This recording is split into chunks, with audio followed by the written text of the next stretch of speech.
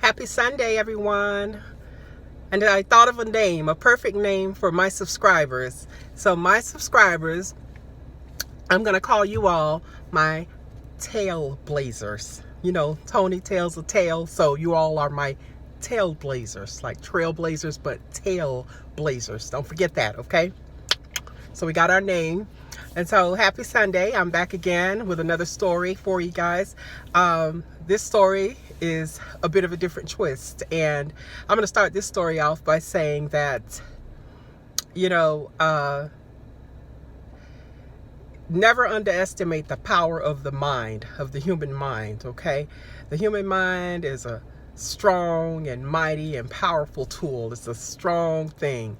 And I said that to say that this next story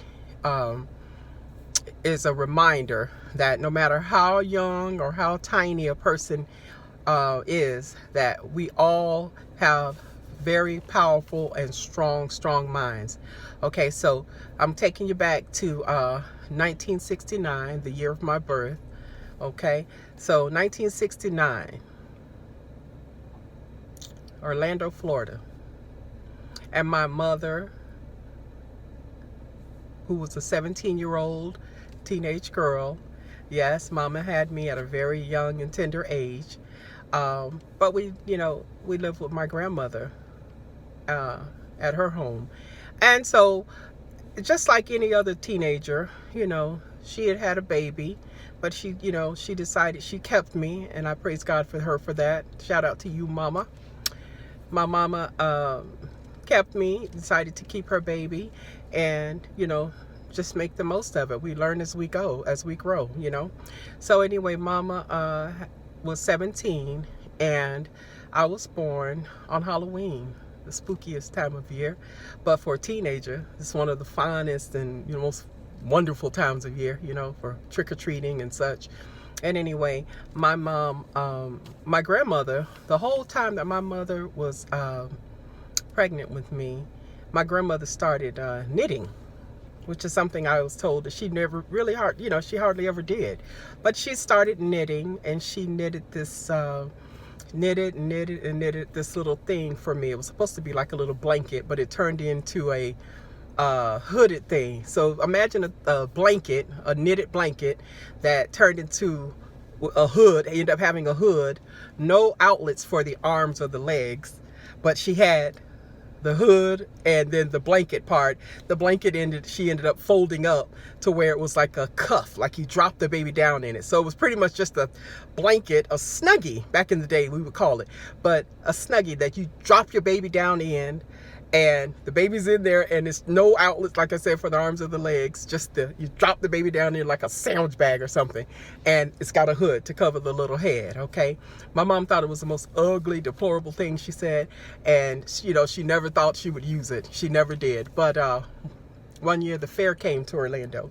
Okay, and man, mom, being the young teenage girl that she was, I was still, rather young. I forget how many months old I was, but mom could probably chime in and tell me later in the comments. But I know that I was pretty young. I was, still infant, like the young ages, where my grandmother knew that the fair was in town and that my mom's friends were all going to be a part of the fair in Orlando.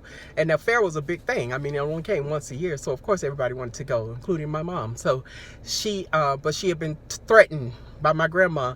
No, it's too soon. Don't take that baby out of this house. Don't take that baby out to that fair, especially. You're not going.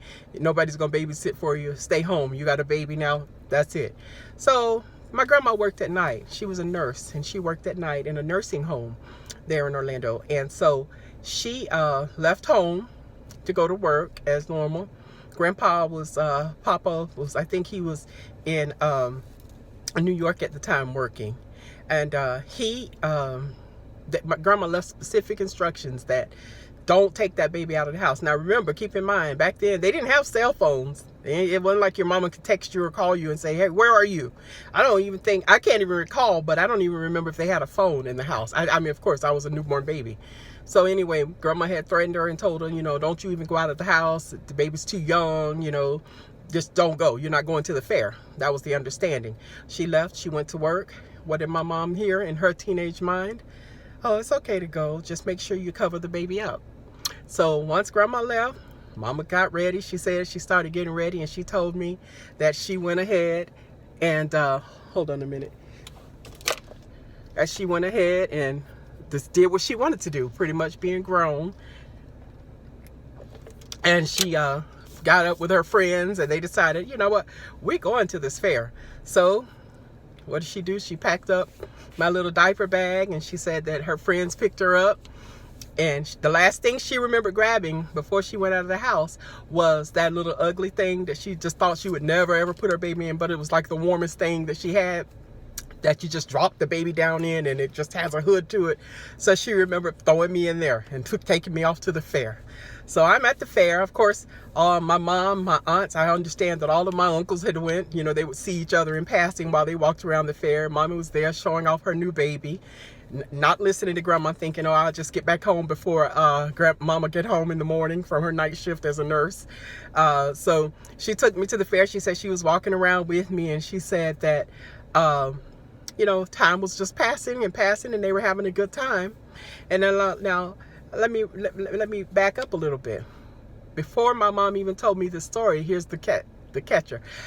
Going back to my childhood as a teenager and a young adult, I remember going to Walt Disney World all the time, riding on Space Mountain. I would jump on anything at the fair, in the Florida State Fair in Tampa, Gravitron, the Busch Gardens, the Phoenix, I mean, Superloop. You name it, the Himalayas, you name it. If it was off the ground and wild, I was on it. I had no fear of the python at Busch Gardens. I rode it a zillion times. You know, it was my thing. You know, I was a daredevil, and I loved to get on top of it. Gravitron, and where the floor drops out from under you. All those rides. I just was a daredevil. I loved it. You know, I was a teenager. You know, I was a young adult. And then this is to show you that one ride at the fair, there was one ride that I just never could, or wherever I went, it was one ride I never could bring myself to ride, and that was the Ferris wheel. The Ferris wheel, of all the slow moving things, the Ferris wheel was the one that I just couldn't, you know, I couldn't imagine it. Oh my God, the Ferris wheel just gets chills up my spine. Going back to Mama's story at the fair when she was 17, I'm an infant, remember? Okay.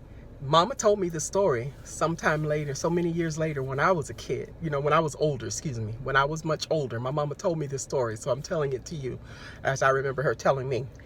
But Mama decided to get on the Ferris wheel with me as an infant and her friend, okay? So she, you know, back then, you'd got to think about it. They didn't have the same safety laws and everything in place that they have now. You know, they didn't have all the things that they have now. You know, it just wasn't, you know, rules in place, the laws that govern child safety and protection, seat belts and all that. You know, we was riding the back of my granddaddy's pickup truck on the back of it with no seat belts, and sit up in the front, in the middle, on the hump, on the little hump thing when you were a kid. You know, we did all that, so it was no big thing. So Mommy and her friend got on the Ferris wheel, and she had me right in between them, you know, in my little drop down thing that grandma had knitted for me with all her love and kindness in it, and she dropped me in it and had my little hood on, so I was warm. But I sat, you know, and I was with her, and I, you know, in between her and her friends, they had their, you know, arms supposedly in front of me, okay, and I just, you know, just sat there, you know, waiting, you know, on the Ferris wheel.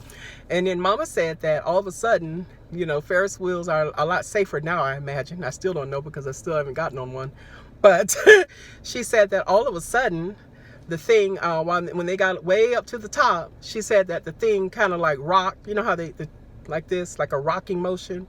And she said that, oh my God, that the Ferris wheel seat that they were sitting in kind of rocked a little bit too much while they were up in the air, and it rocked. And when it rocked, guess what?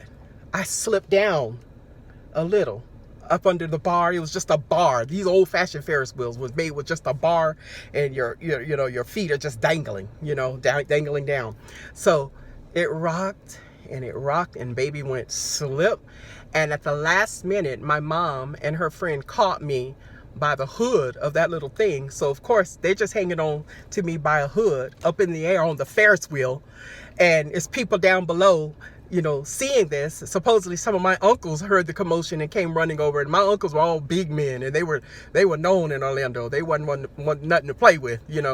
From what I understand, my uncles, realized what was going on, and they started. Oh, there were my neighbors waving at me. Sorry. Probably wondering, what is she doing sitting in that car talking to herself? Anyway, my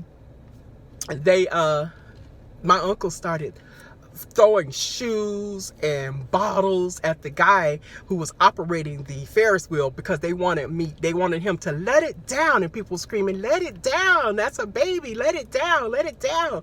And honey fighting the man, and he couldn't get, this is all my mama telling me what happened, what she could see. But honey, he let it down slowly, but they held on to me by that little ugly thing that my grandma had stitched for me, that had knitted for me. They held on to me by that, with that, the hood of that, at the last minute, and got us down safely. Praise God. I got down safely. Of course, I didn't know what was going on. I was a little baby in there sleeping, but we got down safely. And my mom said that she was throwing up, her friend was throwing up, my uncles were crazy, crying. Everybody on the ground was just crying, because she had almost dropped me off of that Ferris wheel. So going back to when I said I would ride anything, I dare you. I would, honey, the Python at Busch Gardens, Space Mountain at Walt Disney World, Thunder Mountain Railroad at Disney, everything, any and everything dangerous. I was a candidate for it. I was a rider. I was ready. The Ferris wheel gave me the chills.